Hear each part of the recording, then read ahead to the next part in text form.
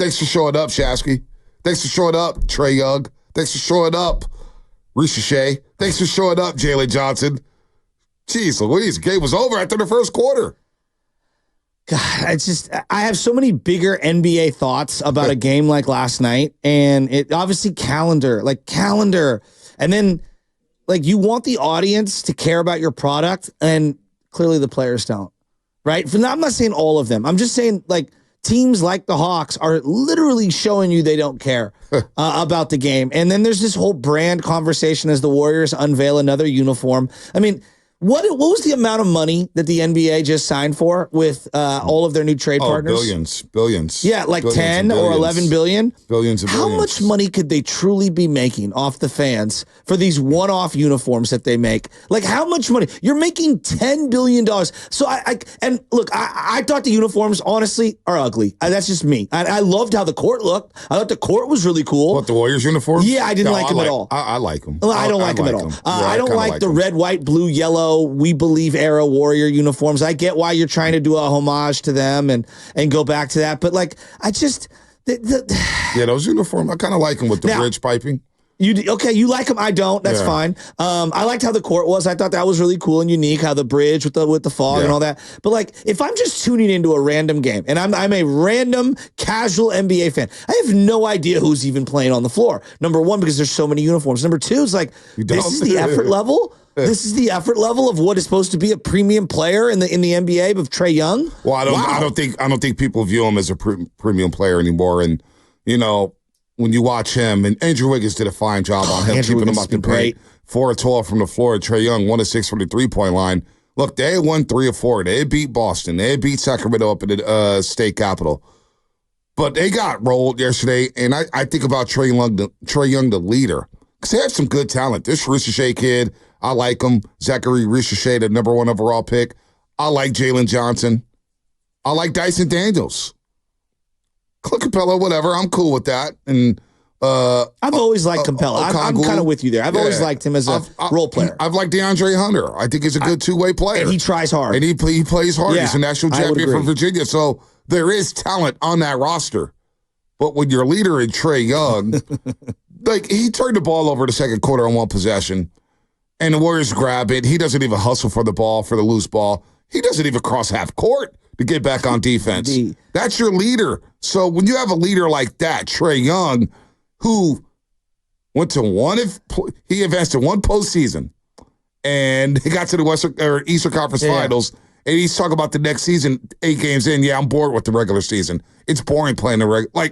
Trey Young, you haven't done anything yet. Nothing. So that moniker, that stigma's kind of just followed him. It's hovering over him with the Atlanta Hawks. And I just think at some point they're going to have to make a decision. Do we build around Trey Young, or do we move off of Trey Young and start to build off our young assets here with Jalen Johnson, Dyson Daniels, and Zachary Ricochet? So it was an embarrassing performance by the Atlanta Hawks in the last 3 quarters, and the Warriors fell into the trap because they got sloppy in the second half. It got really ugly. And so I think this is my biggest takeaway from yesterday's game.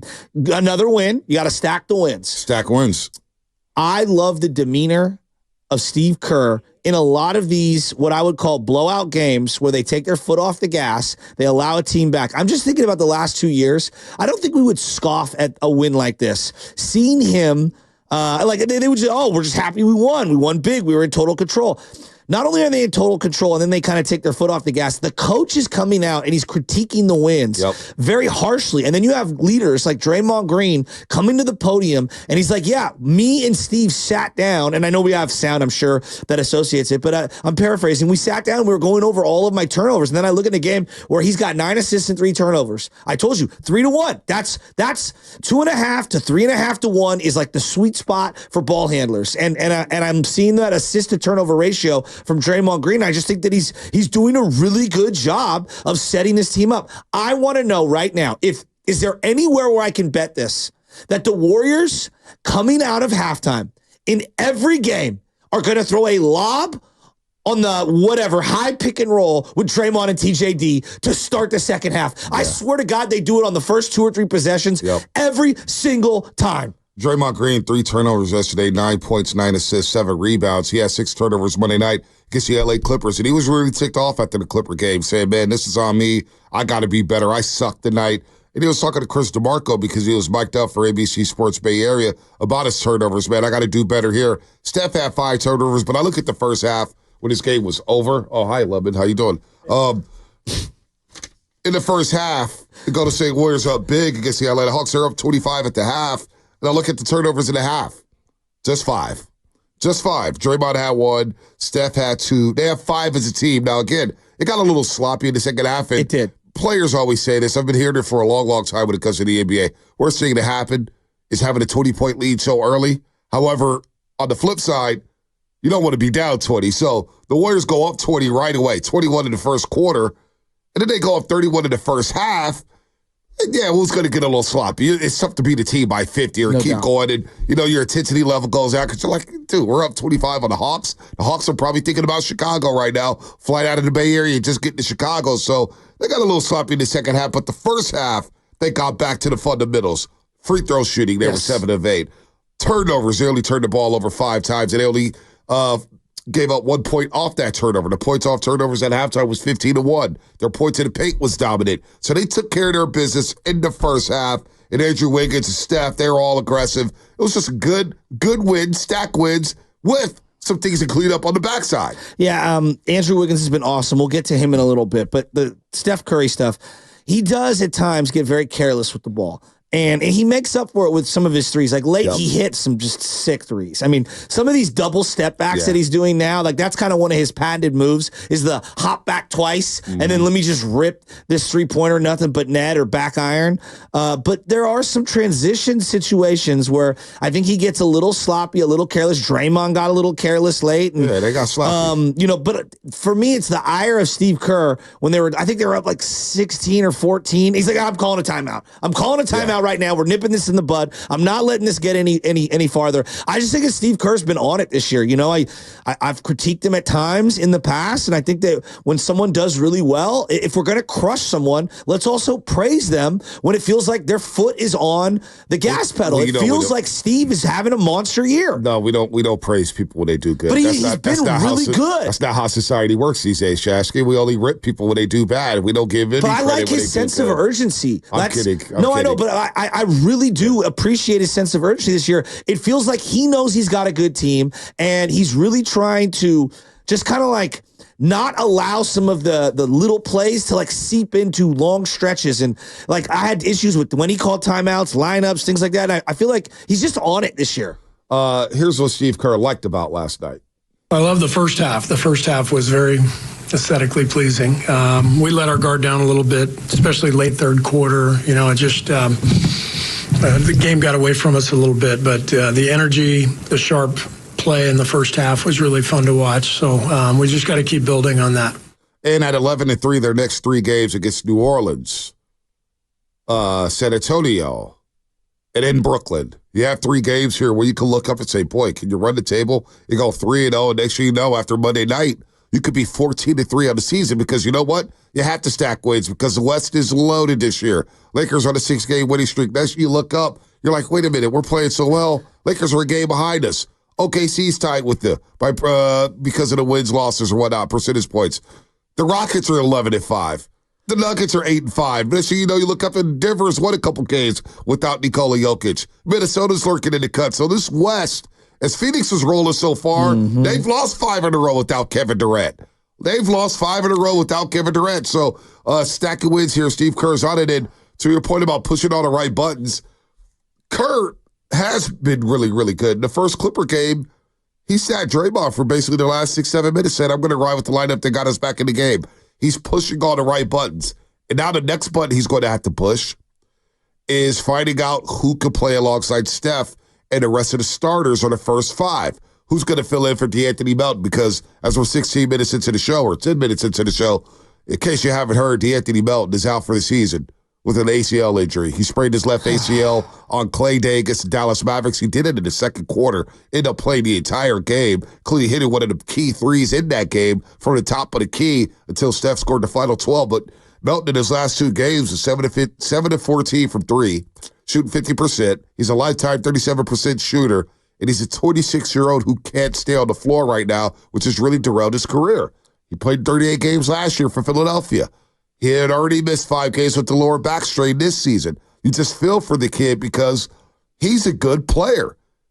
But it's also why some teams was hesitant to sign him this past offseason because they thought, boy, is his back going to hold up? Is something going to happen to him? And I just feel bad for him. I feel bad for him. I feel bad for the Warriors because he's going to be a free agent at the end of the season. And this was the ultimate prove-it year next to Stephen Curry, next to Draymond Green. And Melton was a good dude. He was already fitting in with the roster. So to me, this is a massive, massive blow to the Golden State Warriors. And I'm looking at a couple guys to step up here in place of DeAnthony Melton. Lindy Waters III obviously is getting the first crack at it. Moses Moody, I think, is another guy that I look to as like, can he pick up the scoring of the defense?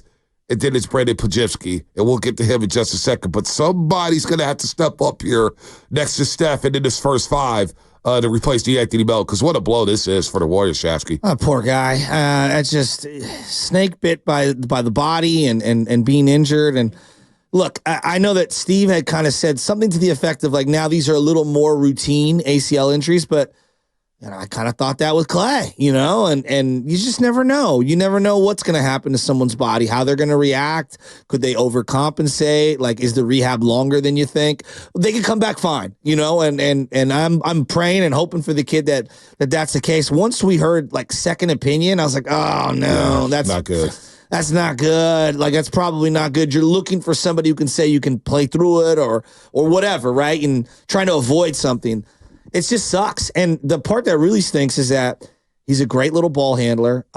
He rebounds really well for his size. Defensively, he's excellent. He could shoot the ball. He really was an ideal fit alongside Steph Curry. And it is a major loss. And when you hear the entire team really express how big of a hurt this is and how they had plans for him. Yep. And I think that they were going to try to navigate the injury stuff throughout the year. And now that's just off the table. Lindy Waters, it feels like early on is going to get opportunities, and it doesn't feel like this is like when they used to like, hey, we'll start Zaza and then we'll take him out, right, and we maybe won't go back to him at times. It feels like Lindy's going to get a chance to get a lot of overlapping minutes as the 2. Played 23 minutes and 5 seconds last night, 4-9 from the field, 2 of 5 for the three-point line. He's logged. He's an active defender. Now, Trey Young at times are getting 2 feet in the paint against him, but I wonder if Lindy Waters III is still compromised with the hyperextension in his right knee. Lucky that he wasn't out for a long period of time after that block shot against Memphis in the second quarter this past Friday night. But Lindy Waters III is going to get a crack. And I think about this with Lindy Waters III. He doesn't look overwhelmed. The moment doesn't look too big for him. He's out there trying to play and hustle and play hard. And I want him to shoot more. I want him to shoot the 3 more. He said he got that strap on him, and I do believe that he has that strap on him when it comes to shooting the 3 ball. So just be a little more aggressive if you're Lindy Waters III, but third straight start for him. And I don't think he looks overwhelmed. And he has good size at that position. And I think Lindy Waters can defend. I really do. Well, it's a great opportunity for him. You're buried on the depth chart at OKC. You get traded over to the Warriors, and Steve has been talking about him having the best camp of anyone, right? And so clearly Steve Kerr likes him, and that's a great start because if Steve likes you, you're going to get chances. And then it feels like he fits kind of the flow of the team. He does. He's brought the ball up a lot. I know it doesn't really matter who brings the ball because it's not like there's like old school, high school basketball, the 96-foot pressure, but he's been bringing the ball up every now and then. And I've been actually more impressed with his mobility and his passing because I just thought he was a stationary shooter. No, he can move. Yeah, he can. And so I just think this is a great chance for him. I think Moody's going to get some looks at times. GP2's obviously still going to get some looks. And I think keeping Buddy and Kuminga off the bench for right now, I think that's the smartest thing they can do because they've got great 1-2 punch scoring off the bench. And I don't want to mess that. No, I mess with that. Yeah, I don't want to mess with it either. Buddy Hield, Jonathan Kuminga, they came in that first quarter right away. There's 14 points. And so this is what we're talking about here. You have your first 5, and then you have your reserves. It's not about bench players. It's about who fits, who doesn't. And Kuminga, in that first quarter, even though he was 1 of 3, he was being ultra-aggressive, scored 6 points. Buddy Hield was 3 of 3. Now, they didn't end up shooting great from the floor. As Steve Kerr mentioned, and as everybody could see, the game got really sloppy. Buddy Hield finished 4 of 11, and Kuminga 3 of 9, but Kuminga goes 3 of 4 for the free throw line. He's going downhill. He's being aggressive. He's crashing the lane. He's trying to grab rebounds. And last night, 6 rebounds for Jonathan Kuminga. So as we track Kuminga and how aggressive he is, there were 6 rebounds for JK off the bench. So that 1-2 punch, I'm with you. I want to keep that the same. I want them dudes coming in, dropping 30 to 40 every single night off that bench. Yeah, I do too. And I know that people are going to look at like Kuminga's minute log and maybe the points total and oh my God, he's not playing enough. He's not getting enough. I think it's fine. I think that they're really getting a good version of Jonathan Kuminga, and he's going to be asked to do more as time goes on. I think everyone needs to chill. Yeah, Melton's gone. Melton's gone for the season. So Kuminga will play. All right? You know, guys are going to get minutes. I'm sorry. Don't you think they're going to rest? Like, you're going to, when you build up the cushion that they have, you're going to have strategical nights where Curry and or Draymond are sitting, or you're staggering the sitting. And so there's going to be nights where he's going to be asked to carry the load. The dog days are coming. No doubt the dog days are coming. So I think everyone needs to relax. Yeah, I don't know. I don't even know who's getting outraged. Well, I just think that people want to see Kuminga on a night where they're up a lot, get more than the minutes that he got. What's the pitch line? Stay off the internet. Well, I don't think it's just the internet. It's like my friends, you know. Like, stay off the internet. Tell your friends, relax. I mean, you're up 25. Right. Why can't he play 32 minutes? Yeah, relax, dude. Relax. Take a chill pill, Shasky's boys.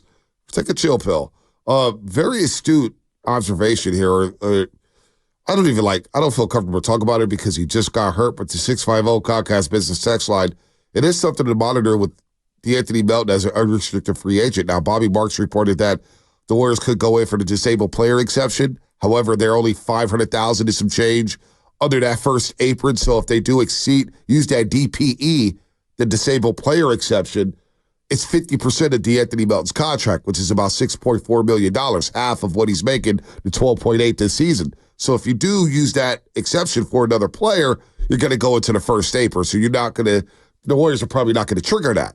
However, as the 650 is bringing up, if you trade Melton, do you clear that salary and maybe get another player back for the same price point? It's something to monitor here as teams maybe try to get money off the books here. I don't know, but Brandin Podziemski yesterday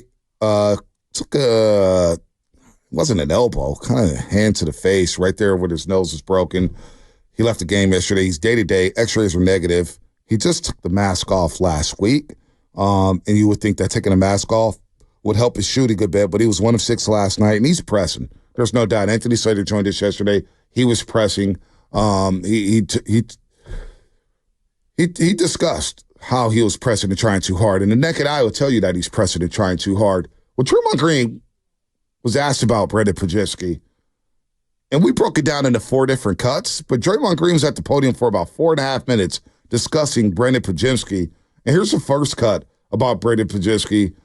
And he just basically said, man, I'll start it with this one. Podz dealing with the sophomore slump. Here's Draymond Green about Podz dealing with the sophomore slump. It's hard, and I don't say this from experience of myself. I say this from experience of watching people. It's hard having a great rookie season and then coming back and having the second year as good or better. It's tough. That's why you've always heard of a sophomore slump. You know, it's a very tough thing to do. And I think for him, he's just put so much pressure on himself for the player that he wants to be and that he thinks he should be. And it's unnecessary because what he's special at is doing all the other things on the floor. When you put the pressure on yourself, like, I got to make this shot. But there's some guys that have that pressure, and they have to because that's what they do. That's what they do. Now, more on him, on Draymond, on Podz dealing with the pressure.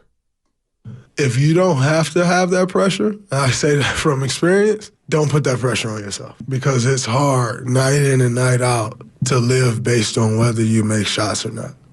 It's a tough thing to do. Only the greatest can do it. And I think he's capable of becoming a really, really, really good player in this league. But why put the added pressure on yourself? You know? Why beat yourself up? We believe in him. You know, the amount of pressure that he puts on himself with each shot is insane. And so I'm saying this also, so I hope you hear it. That's Draymond Green. You're listening to 95.7 The Game, KGMZ, FM and AC1 San Francisco, .C Sports Station, and always live on the free Odyssey app, 888-957-9570. What do you think about Draymond's quotes on Brandin Podziemski? And the last one here, Shasky, about Podz not needing to worry about his shot. You almost want to tell him, shut up, man. Because, again, none of us are thinking that way. We just don't.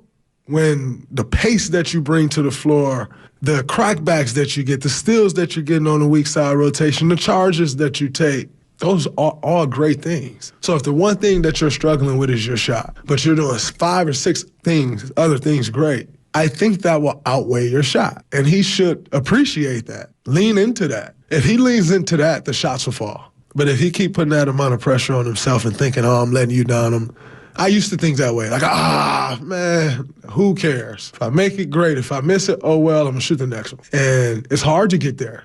Like, I've done a lot of work to try to get my mentality there. And he's young, so he'll learn that as he goes. But we have the utmost belief in him, and we need him to have that same belief in himself. 888-957-9570 is a number. What do you make of Draymond Green? Speaking of Brandin Podziemski putting too much pressure on himself, I thought it was very insightful. We have another cut to play on that situation, but I thought it was leadership. And he's right. You could see Podziemski's just pressing. You make first-team all-rookie, he exceeded my expectations last year, Shasky. And you see all these people being on him. But it was brutally honest and brutally accurate from Draymond Green, in my opinion. Being one of the great players in any sport requires you to do it year after year after year after year, right? That's how it works. We just had a caller from Canada call in and basically explain that Wiggins and his confidence are up and down throughout the entirety of his career. And when he's not confident, he's a guy that looks like barely a role player off the bench. And when he's confident, he has as much talent as anyone in the league. And I agree with that assessment. And I just don't think in pro sports, youth sports, somewhere in between high school and college, we talk enough about confidence. Mm-hmm. Having the right coaches, having the right elements, feeling confident in yourself, and knowing that you can bust out of a slump for whatever it is so important. It's everything. I've talked about this 50 times, but I'm watching the Red Sox doc, and David Ortiz was talking about how he had no confidence when he was in Minnesota, and he was hurt. He hurt his wrist, and he couldn't get over it. And then he got into Boston, and they were going to have him as a role player. He's like, I need to play every day. I need to know that I'm in the lineup every single day. And he just took off. Nomar Garciaparra heard one of his teammates question whether he should be the shortstop on the team, and his confidence just cratered. It just absolutely cratered. He was never the same. And yeah, he was dealing with physical ailments, but the confidence was zapped. And so when I look at Podziemski, whether it's pushing it, the psychology behind it, his own confidence in his shot, I know that when you're struggling, every missed shot, every bad pass, every, I don't get it, steal or whatever, it feels like the boulder on your shoulder is heavier and heavier and heavier. And what is normal inclination? To try to do more. Yeah. You try to get yourself out of it. And I think when you're doing too much, it's a detriment to you and the team. And I think he's in a tough spot right now. And I think it's actually unbelievable audio from Draymond Green, of all people, to diagnose this. No, he was really good. And in this last cut here, Draymond, on what Steph and himself have been telling Podz. Me and Steph talk to him every day. Like, who cares? Miss 7 of them. No one cares but you. Like, you're the only person thinking about the shots you miss. No one else is thinking about it. But he kind of puts this pressure on himself of what he needs to be, and every shot means so much. Man, it's a soft Wednesday in November. That shot don't mean that much. But he carries that weight. And I think anyone who carries that amount of weight in anything, it affects you negatively. And I hate that for him, and so that's something that we've been trying to talk to him about. Stop reacting to everything that goes wrong for you. No one cares but you. Nobody else. You know why? Because what we care about is all of the other things that you do. So if you do all of those things well, and that can keep you on the floor, who cares about the shot? And I think he has to reach that point. But some of that is who you are as a person. You have to do that work as well. So Podz putting too much pressure on himself again. 888-957-9570. Warrior fans and roasters out there, what are you seeing from Brandin Podziemski this season so far? Obviously, the young man is struggling, shooting 21% from 3. But is he putting too much pressure on himself? Do you have the faith and the hope that Brandin Podziemski will turn the season around again? We're only 14 games in. I'm not freaking out over Brandin Podziemski. He set a high bar last season. I don't think anybody expected him to make all-rookie first team, but he did. I don't think anybody expected Brandin Podziemski to make the select team for Team USA and be practicing against the Dream Team in the summer, but he did. Obviously, Joe Lacob coming out in the Summer League saying, hey, we think we have a future all-star. So the setting has been reset for Brandin Podziemski, and the expectations have been set a little higher for Brandin Podziemski.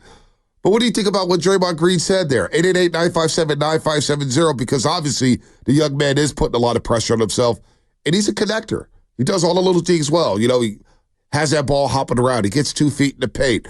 He rebounds really well for a guard.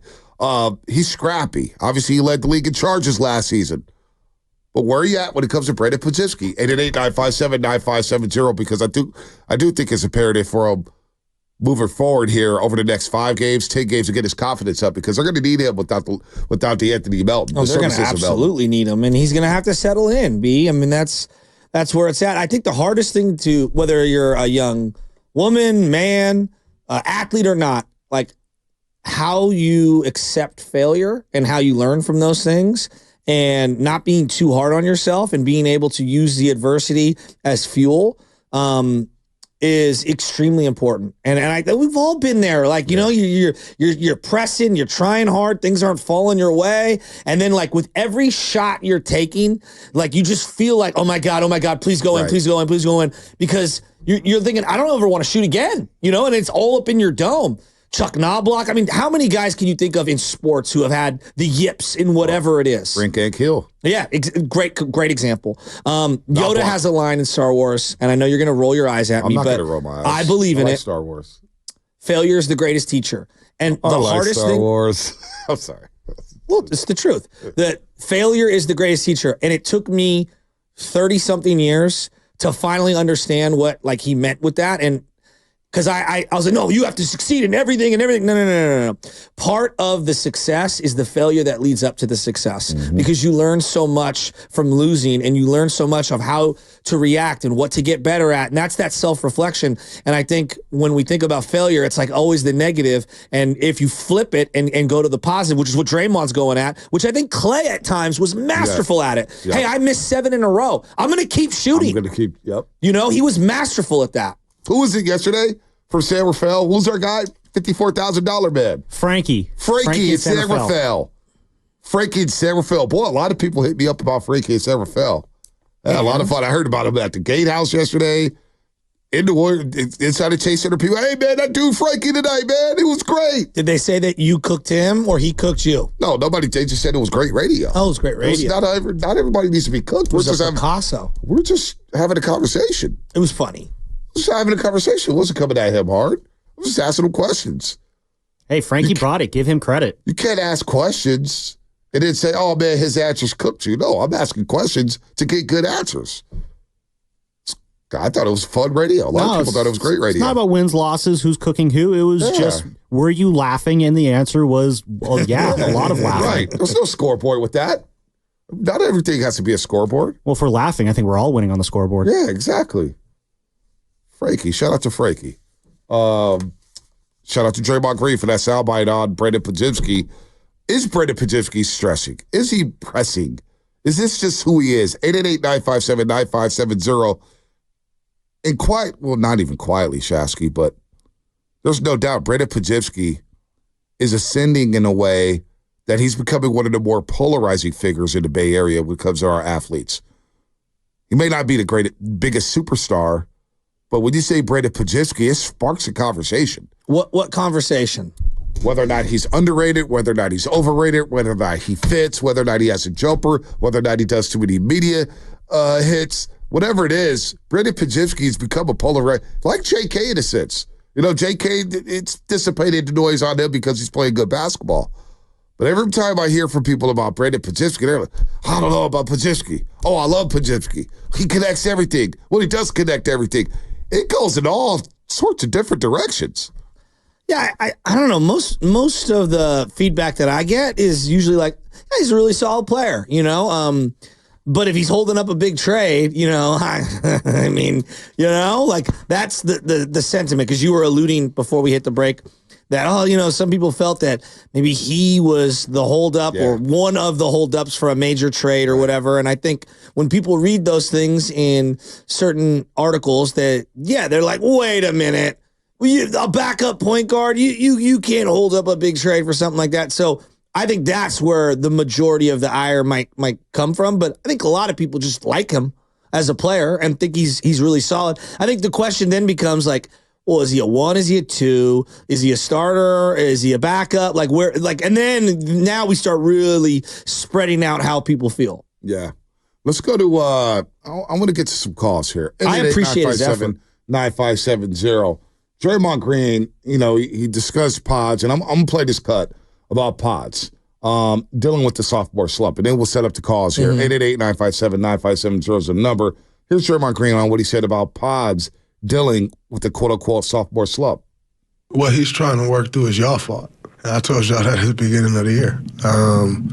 It's hard, and I don't say this from experience of myself. I say this from experience of watching people. It's hard having a great rookie season and then coming back and having the second year as good or better. It's tough. That's why you've always heard of a sophomore slump. It's a very tough thing to do. And I think for him, he's just put so much pressure on himself for the player that he wants to be and that he thinks he should be, and it's unnecessary because what he's special at is doing all the other things on the floor. When you put the pressure on yourself, like, I got to make this shot, right? But there are some guys that have that pressure, and they have to because that's what they do. Sophomore slump. Did you see it coming? Is this a sophomore slump that's going to linger until the next calendar year? Is it going to linger into December? Is it going to linger into January? Or is it just a thing that's going to pass? Because Draymond is right. You make first-team all-rookie, the league knows, first-team all-rookie, Brandin Podziemski. Oh, wow, okay. He goes up on a scouting report. Now, all of a sudden, in every coach's meeting, an opposing team are like, Podz, when he comes to the game, X, Y, and Z, we got to do this. But he's high up on that scouting report. So the book is out on him, and he's got to make the adjustment now. There's always a counter to the counter. I just think it's hard to be a good player in all these sports year after year after year, right? We just expect, like a video game, everyone to get better and better and build and build and build. And it's like, nah, that's not necessarily, how it happens in the real world, And I think Peyton Manning's a great example. What do you have? How many interceptions in his second? I think his first year he had like 31. He set a rookie record. Right. And then had some good years and then had a down year and then back to being an all-world player. CJ Stroud's kind of going through some of this, missing out on Nico Collins for a few weeks. Didn't look like the same player that everyone saw last year, or at least they were hoping to see. And so I think at the core of what Draymond's saying, it's hard to replicate a really good rookie year. Yeah, I agree with that. I think that's 100% spot on. And on the Warriors, think about Eric Paschall and where we were with him a few years back. And that's a name I don't even know if people remember. Right. But he had a really good rookie year. Everyone was hurt. He was allowed to kind of do whatever he wanted. He could get any shot he wanted. It was Kai Bowman and him basically running the offense. And then when you're the third center the very next year and you're like the third or fourth big man off the bench, it's a lot more difficult when you don't have the same usage, you don't have the same role. And so I think Podz is trying to find himself right now, and it's not our fault. I'm talking about the media's. It's not our fault. The owner did come out and say that he thinks he can be an all-star. Right. That wasn't the media saying it. So, and I also think that Podziemski himself, because he's a good athlete and because he's an up-and-coming player who has tremendous confidence, I think he wants to be great. No, he does want to be great. He does want to be great. He's admitted, and you should want to be great. I like this from 415. No, on the Comcast Business Text line. Podz isn't holding up trades. Transactional bros, the Warriors are not going to sell their farm. You got to understand that. And it wasn't just Podz. It was, again, I mentioned this when the rumors started. You understand that you're dealing with Danny Ainge? Danny Ainge is notorious for holding up deals because he wants to rip you off with all your picks. They want a pick swap after pick swap and first. No, and by not moving off these guys, you still have great assets and you're still winning games while hoping some of these guys turn their season around. So, do you believe that Podz was the holdup in any trade? No, I know he wasn't the holdup. I know he wasn't the holdup. I agree with you. So, all this stuff again, so I don't get bothered with the internet when people don't know what they're talking about. Grant Liftman joined us yesterday on the pregame show at NBC Sports Bay Area. And he's the VP of basketball operations now. That's incredible. And the biggest thing he said, one of the biggest takeaways of being on this job is that the average fan thinks that you can just call somebody and get a deal done within the same day. Like in, what was it, Moneyball? Hey, Sabes. Right. Where he's just wheeling and dealing on the phone. He's like, dude, it doesn't work like that. We've been trying to work on deals for 8 months, and then they just fall through the cracks. And then you got to start from square one. It doesn't happen like that. So, and then you're dealing with Danny A. So anyway, I know for sure Podz wasn't a holdup. And Podz, I thought, had one of the best answers I've ever heard from somebody about being in trade rumors. Basically said, you know what? I look at it a different way. Somebody wants me. And that's how I'm looking at it. I like that. I'm wanted around the league. Yeah. So that's a great perspective from a young man who's coming off his rookie year. Well, I just think that when we look at scoring, guys, right? Like I think Clay falls into this bucket, and I think it's really difficult when one of the main ways that you like to contribute is via scoring. Kuminga is another example. Are there other ways those guys contribute? Of course there is, but like they're going to hang their hat on scoring, and when shots aren't falling, that's tough. That's really tough, right? And then now you start pressing, and your best way of contributing for your team, you're not leaning into your own skill set. Like it's a home run hitter who hasn't hit a home run for a month, right? You know, like it's tough, and then you're questioning your philosophy and what you hang your hat on and all that stuff. So I think Brock Purdy went through this at times. Yeah. I think Brock was maybe trying to do too much, throw only deep balls to shut up the critics or whatever it is. It's like, no, you got to play your game. Play your game. And I think Podz is a little unique in the sense that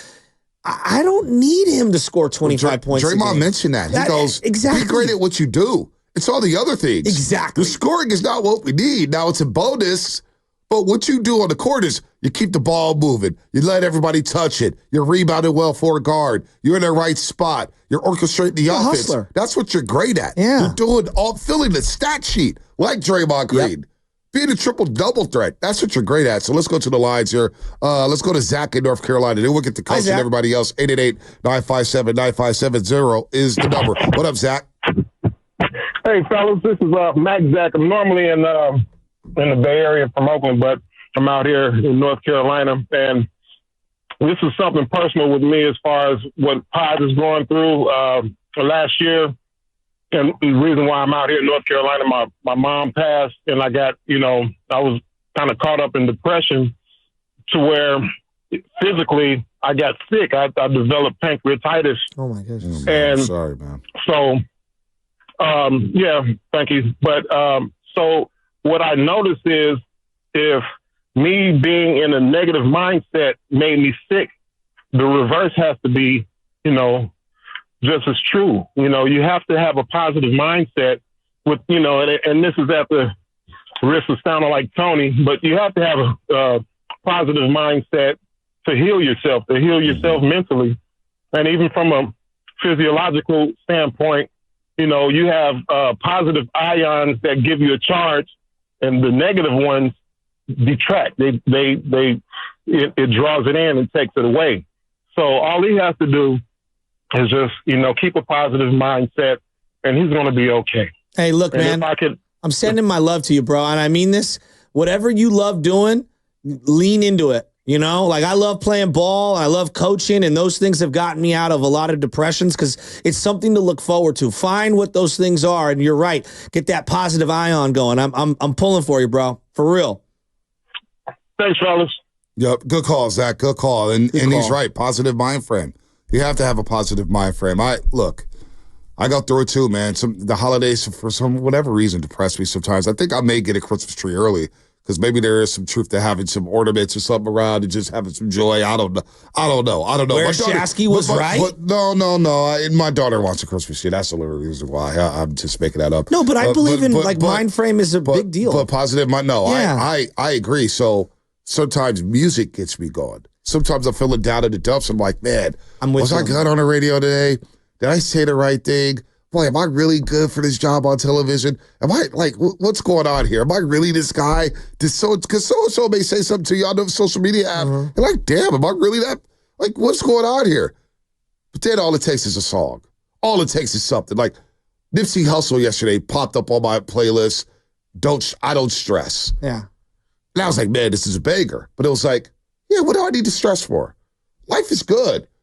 It's okay. I'm going to be all right. Believe in yourself, right? Have some confidence. So we all go through these things here. Maybe Podz is going through it mentally, say, boy, my shot's not right. I'm not off to a good start. The All-Star game is out here. I want to be in the Rookie Sophomore Challenge. What is going on here? and Draymond Green going to the podium and answering that question for Anthony Slater about Brandin Podziemski, I think could be the start of something special for Brandin Podziemski here in the month of November. Just, you know what? Yeah, forget about the shot. Just keep shooting, shooting, because he's going to get open shots. But just keep playing your game. Yeah, it's really difficult, too, when you have like 1,000 coaches all in your dome.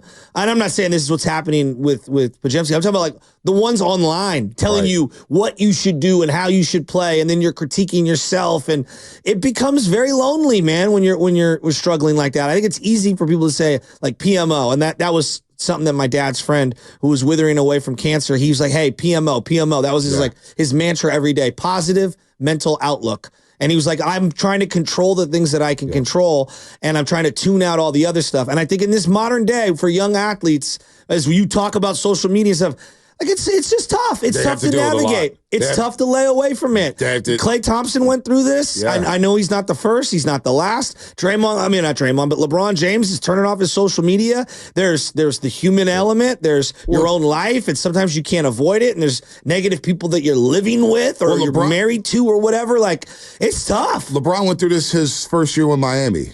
He saw all those cameras in Dallas, Texas, and he had to get away for about 30 days. And he was like, wow, this is a lot. This is a lot. Even LeBron James went through this stuff, so we'll see about that. But Coach has a different idea here. He has a different thought about Brandin Podziemski. Let's go to the coach in Vallejo. Good morning, Coach. Hey, good morning, guys. Bonta, I'll say this in a complimentary way. If you ever want to run for politics, you'll do well. Why? Because your soliloquy on the many reasons why Podz is such a polarizing figure, you touched on a lot of bases. And I want to touch on them, too. Number one, Podziemski put himself in the spotlight. He's never met a microphone he didn't like. He's running up on other people's interviews. He's the first one at the interview table. He put himself in that spotlight. Now, another thing, too, when we tend to like a player, we overlook their faults, okay? And so I think that's – and also, too, I think one of the reasons why some people don't like Podziemski, he got to play through all his mistakes his rookie year. Kuminga and Moody never got that opportunity. And people are comparing how they were treated their rookie season. That's true. I know I am. That's true. So that kind of bothers me too. Now, Podziemski, he put himself up there with Jaime Jaquez or whatever. Now, that rookie class that he was in, that was one of the worst rookie draft classes ever. There's no Hall of Famer in that rookie class that Podziemski was in. Okay, Victor Wembanyama. Got in there. Wembanyama is a whole nother stratosphere. Okay, right. But what I'm saying is this: Podziemski made it because he played more minutes. He had a ton of minutes. The guy's averaging 30 minutes a game as a rookie. If Kuminga or Moody had those type of minutes, they would have put up numbers too. Podziemski has never been a good shooter. He shot 60% from the free throw all last season. It's less than that this year. He had a terrible junior year in college. He had 1 year in a very weak conference. And, the Warriors drafted him number one. He thinks of himself as a superstar instead of thinking of himself as just an NBA player. And part of that is Kerr's fault because Kerr gave him way too much rope. So now, Coach, let me ask you this, because you're cooking here. Sure. You are cooking. Is he able to turn it around this season? I mean, it's very early. We're 14 games in. You're right about the free throw shooting, but the law averages tell me that he's going to get back to the mid-30s in terms of his three-point shot. He's at 20% right now. Can he humble himself? I think he has been humbled, number one. But number two, can he focus in on the things that he's good at? What did you make of what Draymond said about him? Okay, here's the thing. Draymond could say that because he's a forward and they do other things. A point guard in the NBA or any guard needs to be able to score. And I don't care if you're a rebounder. I mean, who is he, T.R. Dunn or somebody? No, he's got to be able to put some offense on the board. If not, his minutes should be reduced. And I'm afraid the Warriors are going to lose some games if they keep playing him 20, 25 minutes a game. I mean, it's very early. We're 14 games in. You're right about the free throw shooting, but the law averages tell me that he's going to get back to the mid-30s in terms of his three-point shot. He's at 20% right now. Can he humble himself? I think he has been humbled, number one. But number two, can he focus in on the things that he's good at? What did you make of what Draymond said about him? Okay, here's the thing. Draymond could say that because he's a forward and they do other things. A point guard in the NBA or any guard needs to be able to score. And I don't care if you're a rebounder. I mean, who is he, T.R. Dunn or somebody? No, he's got to be able to put some offense on the board. If not, his minutes should be reduced. And I'm afraid the Warriors are going to lose some games if they keep playing him 20, 25 minutes a game. Well, he hasn't been playing that many minutes. I'll let you get it here. He played 15 minutes last night, Coach. Stay on the line, Coach. Yeah, 15 minutes. Go ahead, Shasky. Ask him something. No. You seem very agitated over him being allowed to play a little more than Kuminga and Moody, which I agree there are some shreds of truth there. But can we also acknowledge that Kuminga plays a totally different position than Podziemski, and though they experimented with him at the 2, like I think ideally he's just a backup point guard. Like that's I think what he is. I don't know. I don't think you can view them the same because they had a log jam of wings, and I don't think it's fair to say that, hey, he's allowed to play through. They didn't really have a backup point guard. Paul was out for quite some time. I don't know. I don't think it's a perfect necessarily like for like analogy, but I get what you're saying. You know, and I agree with you. You make a good point, Shasky. But also, too, there were times when Lester Quinones was playing better than Podziemski last year. And being that he wasn't a drafted player, he's not going to get the opportunity. See, the problem is, we're pros, you're victim of salary, you're victim of draft position, and these guys get more leeway. Now, there's some other guys that are really good players, right? And like Moses Moody has played almost great every time he's put in there, but Kerr will take him out after 10 minutes. He could hit 5 shots in a row. Kerr will take him out of it. You know, Podziemski, yeah, he takes a lot of charges, but he can't guard other point guards in the league. He's not quick enough. You know, but he put himself in that spotlight. He said he wanted to be the new face of the Warriors. Coach, passionate call. 888-957-9570. Do you agree with the coach? Did Podziemski put this onto himself? Or is it the media's fault? Is it the fans' fault? Did Podz put too much on his plate? 888-957-9570. But I'm all for a player. I'll never tell a player to not have confidence with himself. If you want to walk around and say, hey, I will carry the torch once the Hall of Famers retire. I have no problem. Yeah, it's you know what? Publicly, I know how people are going to take it. I know. But you know what? But if Kuminga had said that same thing, like I do think people would be like, whoa. I'll use an example. I'll use you.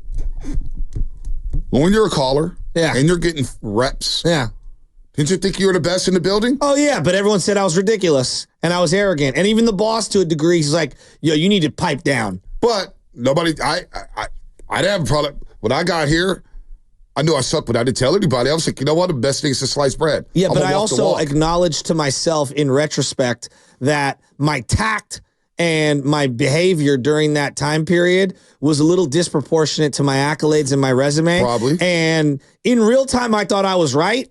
And I might have been, but I went about it the wrong way. And I wasn't, I don't think I was mature enough to realize that. But as a 925 says. But it's a good point. But 925 says it's a dude's second year. Be happy he's a dog with a type A personality. I'd rather have a type A personality and a guy where I say, hey, we need to scale back a little bit. You know, when I first started here at 95.7 The Game, I started at NBC, Doc was, man, you got too much energy. You're too hyped up. Dial it down just a little bit. But on the flip side, it was like, I'd rather tell you to dial it down than have to dial it up. No, I think we agree on that. You get what I'm saying? So, you know what? Podz, he understands what's going on. And as Draymond said, he's putting too much pressure on himself. 888-957-9570. But is this on Podz? Because Kuminga, to a point, Coach has his call. He has a point. Because Kuminga, we talk about Kuminga, and he walks around with a lot of confidence. Kuminga's had confidence from day number one. Well, no like doubt. Podz. Yeah, no doubt. Now, publicly, he hasn't said as much as Podz, right? Doing interviews or whatnot. No. But when he does do interviews, it's like, yo, I know I can score. Yeah, I want to be like Kobe. And people are like, oh, I want to be like Kobe.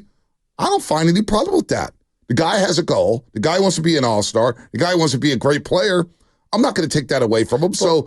But the knock on Kuminga was, he needs to earn what he has to do. And Podz, the rhetoric was a little different. So I'm with Coach on that. I agree with that. But I think, again, my opinion of this has probably evolved dramatically in the last 15, 20 years. But like, I also believe that with that youthful arrogance, you also have to understand how it's going to land in people's laps, right? And if you're taking over an expansion franchise team, it's one thing to be like, I'm the man. It's another thing also to kind of read the room and realize, like, this is a Steph Curry, Draymond Green team, and you have to kind of fall in line a little. I just think there's a delicate balance. I guess that's where I'm going. But there's so a delicate young, balance. But, how are you going to have that perspective? I don't shame him for that. Yeah, no, I know you're not. I don't shame him for that. You're not. I'm just sad, though, he's so young that he doesn't know any better. But like when you join a team for the first time, unless you are an established Kevin Durant, you know what I mean? You got to kind of like feel your way out and pick and choose your spots. I guess that's the way I would put it. It's like pick and choose your spots publicly. And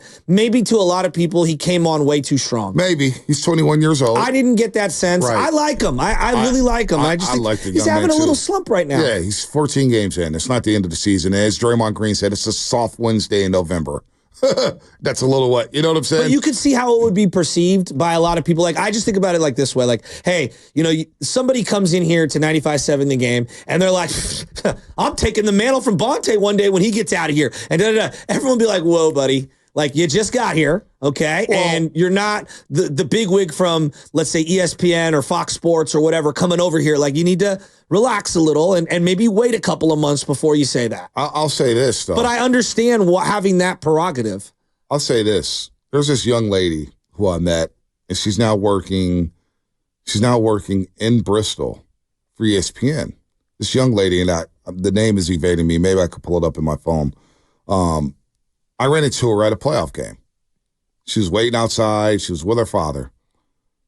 And she graduated from LSU. And she recognized me. She goes, Bonta, what's up, man? And her dad was like, hey, my daughter, she's majoring in broadcast journalism at LSU. And she goes, yeah, I'm going to take your job one day. And I looked at her and I laughed. And I said, you know what? I respect the hell out of that. And we formed a relationship. Yeah. To the point where we had lunch and talked over the phone, career advice. For some reason, that drew me on to her because I was like, you know what?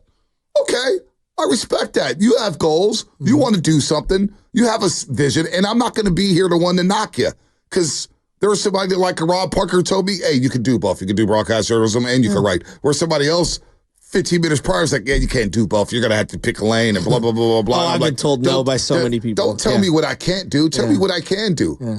And so this young lady's vision, I was like, you know what? I respect that. I hope you do take my job one day because you're going to have to work your ass off to do it. But I love the goals that you have set for yourself.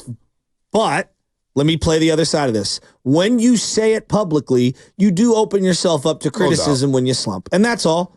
I think there's the caveat that he might be learning currently. Mackenzie's her name. Mackenzie Jordan. You know what I mean? Like if I was online, every time you tweeted something out, this is not what Podziemski's doing, but like, I'm coming for your job. I'm coming for your job. Right. And then you find out I got fired from my job. You'd be like, well, wait a minute, dude. Like, come on. But I'm sure Podz, when he puts it out there publicly, or anybody who puts it out there publicly, you have to be willing to say, there's going to be a lot of noise coming my way. Absolutely. I have to be able to handle that. Let's go to Mark in Berkeley. Absolutely. Quick. Mark, what's happening? This is a good point. I didn't even know about the free throw shooting problems. This guy should have never been picked. But the reason Moody and Kuminga are I used to get mad they didn't get minutes. They're our future of our team. They're slowly bringing them along, and you can't compare him with Podziemski, but I'm not impressed with him right now. He needs to hit those shots if he's going to get those minutes. And, he rebounds and stuff. But I agree with the coach. I think I don't think we should have picked him. Who do you think, Bonta, is the best backup point guard in the game right now? Best backup point guard? Because I have a name that I'm thinking of, and he might not be your number one, but like I think Tyus Jones is pretty good with Phoenix. Yeah. He's kind of a fringe starter, but I hear you. I was going to go Peyton Pritchard. He's not. You don't think he is? I really like Peyton Pritchard. He's not bad. But that, to me, like that's the template for backup point guard. Right. High energy, could knock down a three if he need to, set up my offense, a pest. You know what I mean? Like a big time. So to me, Podziemski, and I don't know, maybe they drafted him to be something more, but I view him currently as a backup point guard. Yeah, and through those lens, I'm not as harsh. And look, and he's going to get 20 to 25 minutes, and he's going to play his role. We're not asking him to be an all-star. He set personal goals for himself, just like JK, just like Draymond, just like Steph, just like Wiggins. Yeah. All these guys set personal goals for themselves, so why not set a goal of being an all-star? Yeah, nobody's coming into the league like, I want to be Alan Smilagic. Right. You know what I mean? Like, here's my goal. I'd like to be the 9th man on the Hornets. No doubt. You know, you're right. You're right. So 888-957-9570. What do you think about Brandin Podziemski, and what do you think about Andrew Wiggins? Here's Draymond Green on Wiggs. We know how great of a defender Wiggs is, and it's always good to know that you can go to that. But at the same time, he has to score more this year for us. Those times where you can get him off the ball handler, and have somebody else guarding the ball handler, that helps. Tonight, 27 points. It's no surprise. You're not chasing around Trey Young, So I think that ultimately will help him. And then, Wiggs has been getting some blocks. He's been all over the place defensively. So not only defensively, he's stepped his game up a lot this year. And I wouldn't necessarily say step his game up. He's just playing more like the Andrew Wiggins that we know. So Wiggins is back to being Andrew Wiggins. Draymond is all in on it. I'm all in on the experience. But Podz, Brandin Podziemski, what do you feel about him? 510 Comcast Business Text line. Bro, the Jazz wanted Podz for marketing. Of course he should have been picked. What the hell are we on today? The Jazz not only wanted Podziemski, but they wanted a slew of picks. They wanted a lot of picks. Look, saying he shouldn't have been drafted was a little absurd. Yeah. I mean, he's an NBA player. He's a rotation guy on every team in the league. And listen, you mentioned how I have a memory like an elephant. Yeah. It was 8 months ago when everybody said start him over Klay Thompson. Yeah. So to the people that are ripping Podziemski, you wanted him starting last season over Klay Thompson. You wanted him playing over Chris Paul. Not everybody did. Not everybody, but Podz was very solid. He's a very solid player. I think one of the things that's difficult is that they did play him at the 2, and I just don't see him as a 2. No, he's a and I know point it's guard. because of Steph Curry, and with Curry, there's kind of like some odd positional groupings that go with it because he's not a traditional point guard, but like I view Podz as a point guard and a backup point guard currently. Me too. That's what I view him as, and I do think that, to your point, him playing the Klay 2 distorted a lot of people's opinions of what's going on here. I agree. Here's what Kerr said about Podz. I mean, it's a frequent sight. I mean, he literally sticks his nose in there, on every play. That's why we love him. He's so tough and physical, takes charges. He's always battling for rebounds, so he frequently gets hit in there. Would you term him day-to-day then, if X-rays are? Yeah, I think that's about all we could do right now, yeah. All right, let's go to the lines before we get to the injury report. Cam and Los Gatos on Podz and Moses Moody. What's up, Cam? Good morning. Hey, guys. I think you're totally on point. They're different positions, first of all. And I think everybody's looking at it the wrong way. Podz is a point guard. Moody is a wing. Moody needs a player like Podz. What Podz does is he streaks, he moves the ball, he's always running around, he creates shots. Moody is a shot taker. He can get the ball and then do a pump fake and then drive in and hit a 10-footer, or he can hit the 3 if he's wide open. So it's the guy saying, and first of all, I would love any 20-something draft pick like Podz every year. That'd be fantastic. And the way he played so much is that the Warriors were so lacking of any players last year. It was a blessing that we had Podz. And I think the guys who really poop on Podz are not seeing what he does add on the defensive side, how many plus possessions he does create for the Warriors. And, but I totally agree. Moody does need more time. No, I think we all agree. What he did in the preseason was fantastic. Dude, it's unbelievable. He's such a polarizing figure. He really is. Nobody's saying play Podz. 650 said, you guys say play Podz 48 minutes. Who said that? I'm not mentioning that one time. I don't think we even 15, said 20 minutes, a minute allotment. 25. Are you serious? It's going to play 20 to 25 minutes. Nobody said play full 48. Can anyone hear this? I've said this over and over. He's ideally the backup point guard. Right. How more clear do we need to be? No, I don't even want to get derailed with that, but he played 15 minutes last night. And so I do love it when you defend a player. This is what we were talking about earlier. You can't say any nice things about anybody these days. How much is Podz paying y'all to defend him? Or did he send the black SUVs at y'all houses last night? The same thing when I defend Joe Lacob. Bonte's on the payroll with Joe Lacob. Because I can see where that connection is made, though. No. The Podz, us be sleeping over at Pod's house. Come on, man. Yeah, I mean, come on, man. Come on. It's wild. Let's go to Cam. Does he have a house? I don't know. Probably not. I don't know. Yeah, he's a young guy. He's probably got like a condo or something, penthouse. Yeah, I don't even know his personal life. Yeah.